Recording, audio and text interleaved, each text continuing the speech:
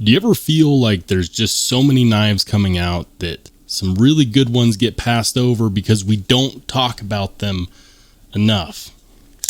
How's it going, everybody? I'm Rollshambo, the connoisseur and collector of all things sharp and shiny, and I feel that way. I feel like oftentimes I go through knives so quickly that some knives just don't get the time in the sun that they deserve. And so today we aim to fix that. We are going to be talking about 3 awesome budget knives that I've only made one video on so far. They are really good knives under the $100 price point. And no, there is no D2 in sight. So let's go ahead and check it out. Here are 3 awesome knives that deserve more attention.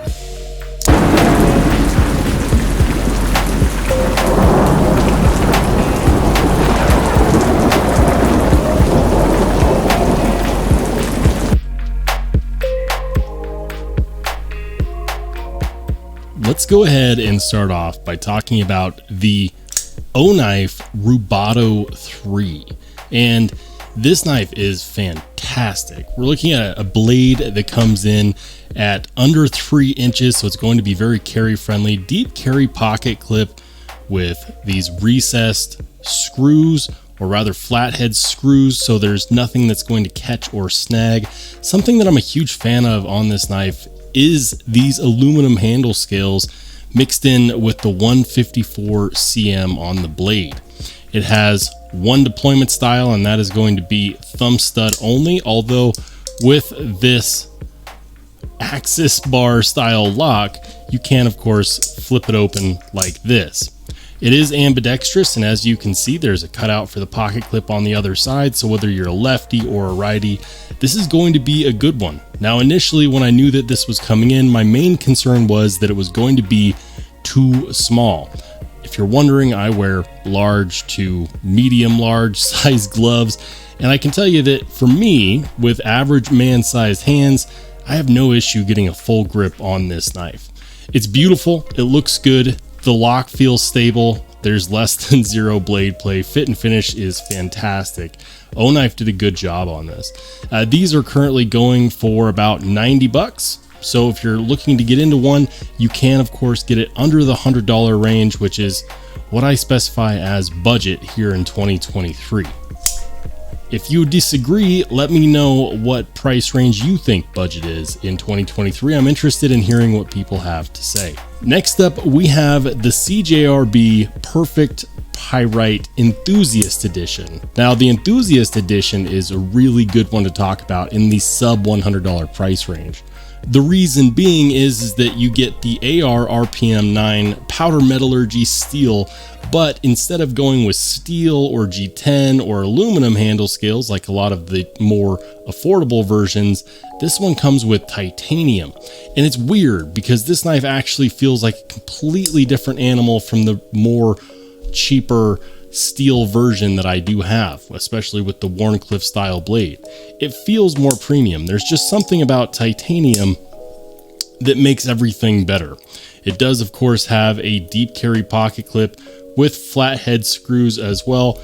Great ergonomics. It is a smaller knife, but it is a little bit bigger than the Rubato 3 that we just checked out, and the action is great.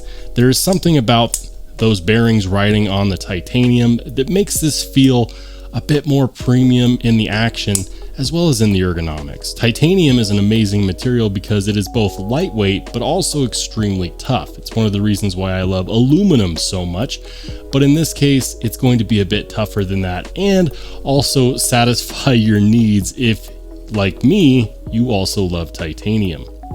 This is going to be coming in at 80 bucks, and to be getting a great combination of AR RPM 9 as well as titanium in this price range, mixed in with this classic button lock action, which everyone seems to have fallen in love with, I can't help but recommend the ever-loving crap out of this knife.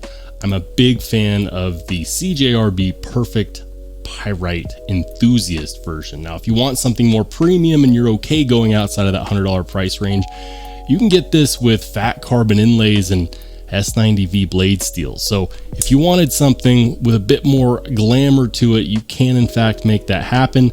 But for me, the Project Perfect Pyrite Enthusiast is in fact a perfect medium, and I really like this knife. Moving on to the Savvi Hypersonic. Now, this is a knife that took me by surprise, but not because I was surprised at how good it is, but because I was surprised that it didn't sell out more than I thought it would. In fact, this knife is fantastic, and let me go into why.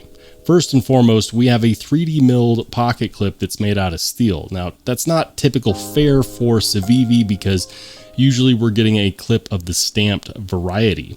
It is a frame lock, and civivi has moved into doing a lot of steel frame locks these days. But this one just looks different. This looks like a knife that should have far more premium materials, but at the $90 price point, or $89.99, you get actually quite a lot.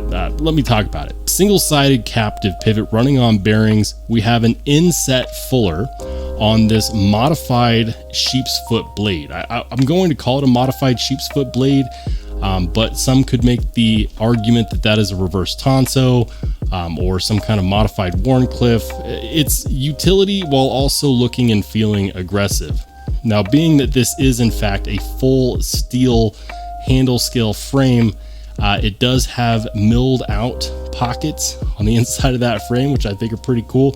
It also includes this backspacer, and that backspacer is nice. I'm always preaching that I love backspacers because they protect a good part of your blade from other crap in your pockets. Now, that's just the beginning. We are looking at 14C28N on the blade, which is a fantastic blade steel. If you didn't know, 14C28N is almost identical to LC200N in how it performs, and its toughness and its corrosion resistance and its edge retention.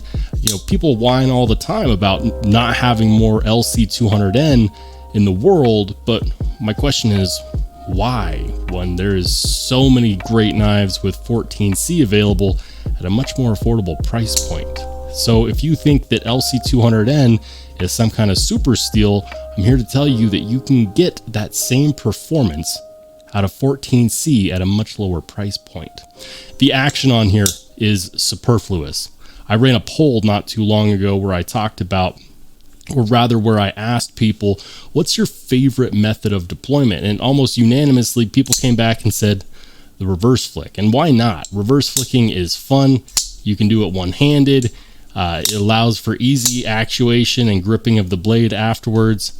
And specifically on this one, even though this is a heavier knife, it indexes really well. This was designed by Gustavo T. Cecchini, who recently won awards for Best Knife in Show at Blade Show 2023. And I'm starting to see why, because this is quite honestly just, well, it's phenomenal. Everything from the inlay work that was done by civivi all the way to the flipper tab action. And I like flippers, but rarely they don't wow me. In this case, this one does. The action is perfect.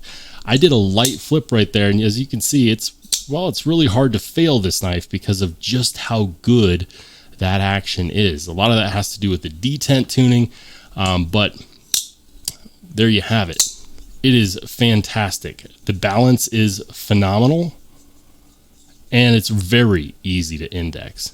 Ergos feel great. It is a bigger knife, but you can, of course, choke up on it with this kind of sharpening finger choil cutout deal. I did hear an opinion where someone said, well, these are hard to thumb flick. Well, yeah, I mean, it's not meant for thumb flicking, but can you do it? Absolutely. Now, if you try to do it from up here, no, that's not going to happen. So I'm here to tell you, if you want to thumb flick this knife, you're going to want to move down the fuller. That is not the best way to deploy this knife by any means. The flipper tab is going to be super reliable, and the reverse flick is going to be even better. This is probably one of the best knives to reverse flick in the under $100 price point, period. And as you can see, I love fidgeting with this knife. It is fantastic.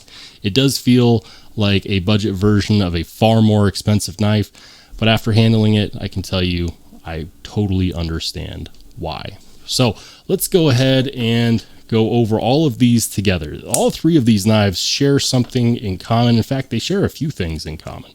First and foremost is there's no G10 here on this table.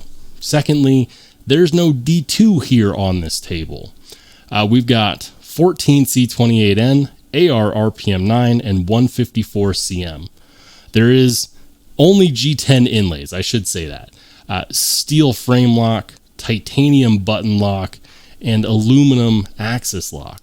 They all have phenomenal action. They are all carry friendly, and they are all going to scratch that enthusiast itch. And that's kind of why I wanted to focus on these three. I have, in fact, made videos of all three of these, but they were my first impressions, and sometimes those are hard to trust because things can change the farther down the road that you get. But having had these in hand for over a month each, I can tell you quite positively that each one of these is a knife that I would be very happy to carry and have been happy carrying in the time that I've had them in my possession.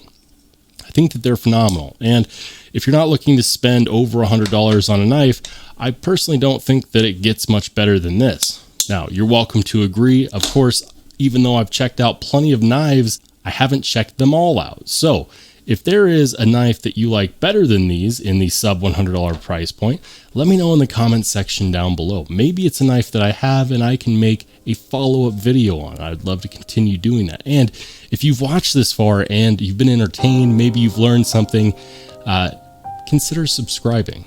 We're on the road to 100,000 subscribers, and you can be a part of that. Let me know what you think in the comments section down below, and if you want to watch more awesome knife content, make sure you click on the video that pops up next.